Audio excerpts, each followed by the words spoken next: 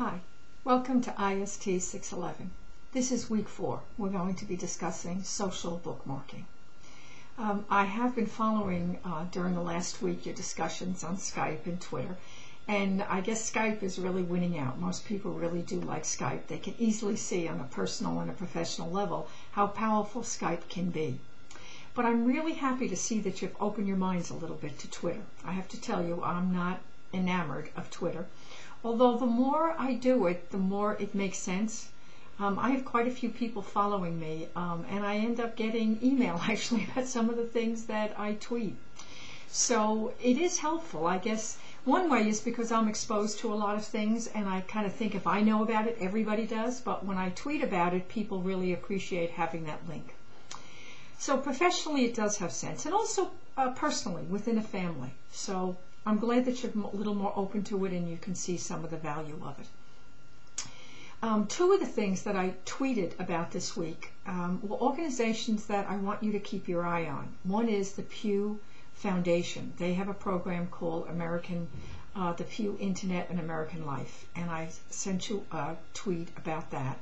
And then also the MacArthur Foundation. The Pew and the MacArthur are the two that are doing the most innovative work at looking at how the internet impacts American life. And they both target different ages. Pew does everybody. You'll find that they'll target Hispanics, geriatrics, middle school kids. They're kind of all over, and it's very good. MacArthur is K to 12. They're specifically targeting and doing some serious research. And so those two, Pew and MacArthur, those two tweets look at in particular. I want you to keep up with those. Okay, so for this week, for social bookmarking, we're going to focus on Diigo, D-I-I-G-O. It's actually my favorite, even more so than Delicious, because you can use these little sticky yellow notes, and that helps kids in collaborating. It's a wonderful way to have kids evaluate websites, and they can put their messages and notes within that sticky yellow note. So we're going to be looking at Diigo. I'm hoping all of you have already signed up. We have a group Diigo account, and this week I'd like you to add 2 tags, add 2 websites, each one of you, to that, and we can see, ones that you think are good that the rest of the class should know about. So kind of go out on the web and explore and identify 2 websites and bookmark them in our Diigo account. The other social bookmarking website that I'd like you to look at is Simply Box, S-I-M-P-L-Y-B-O-X. Now, in your resources, there is a list. It's a document in Word saying an introduction to social bookmarking, and it lists a few of them: Diigo, Delicious, Simply Box. But the 2 that I think are the most important are Diigo and Simply Box, and they're very different. Simply Box is wonderful for elementary. It's very, very visual. So definitely look at that very seriously for elementary school. I also, in the resources, have included 2 different resources that I think you should know about. One is social bookmarking in plain English. Now this is done by a commercial company called Common Craft, and this one in particular is on social bookmarking, but they do a whole series of them. RSS in plain English, blogs in plain English, Twitter in plain English. It's a very simple concept. They use these hands and they move pieces of paper around. It's a very set format, and it's very good to know about it. If you're not sure of a technology, go to Common Craft and see if they have it, and it gives you the background information. They take very complex concepts and they reduce them down so you can understand it. So it's in plain English, which is very obvious.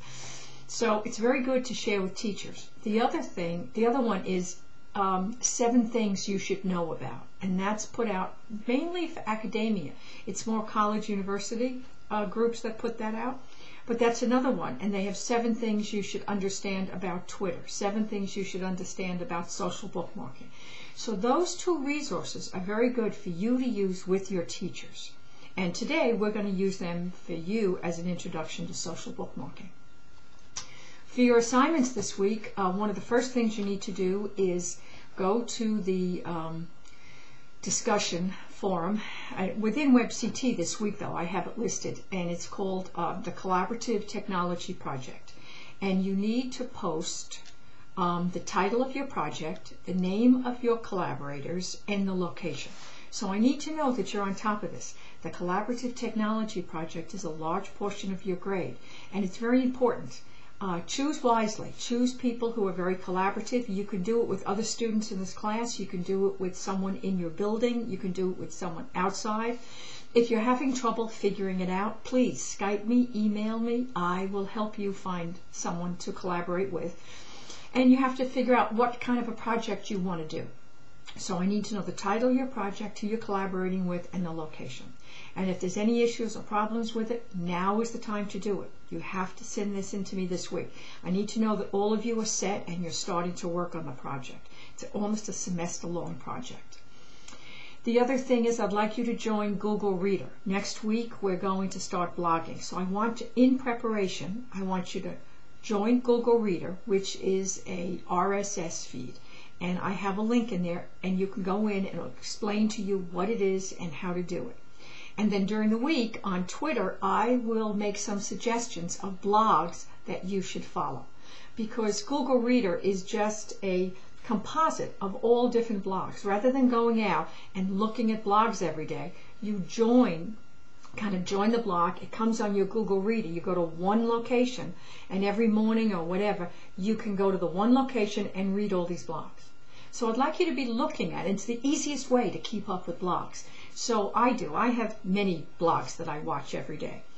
And so I will make some suggestions of blogs that you might want to add to your Google Reader. It's almost like having a newspaper. All the information comes to you, but in one location. So you don't have to read any blogs this week. All you need to do is join Google Reader and get your blogs set up. And then next week, when we start talking about blogging, you'll have all your blogs listed, and it will be very easy for you to follow the blogging and be able to talk and discuss authoritatively, because you'll be following different blogs, and then you can have a good discussion on blogs, because it's very important that you experience all of these technologies to really get a handle on them. So I think that's about it for this week. Keep up the good work. Please Skype me, email me, talk to me. If you have any questions about the website, starting the website evaluation, definitely talk to me about that. I'm going to have a session on Skype, and probably I think it's February 23rd. I don't have it right here in front of me, but it's totally voluntary. You don't have to come if you don't want to. It's just if anybody has any questions, if you want to discuss the website evaluation. I'm going to have a session on Skype. So those of you who want to discuss it or talk about it, it would be at least 2 or 3 weeks before it's due. So it would be plenty of time to try to get a handle on it if you want to, you know. But if you want to talk to me ahead of time, that's fine too. So I hope you have a very good week and enjoy. Bye.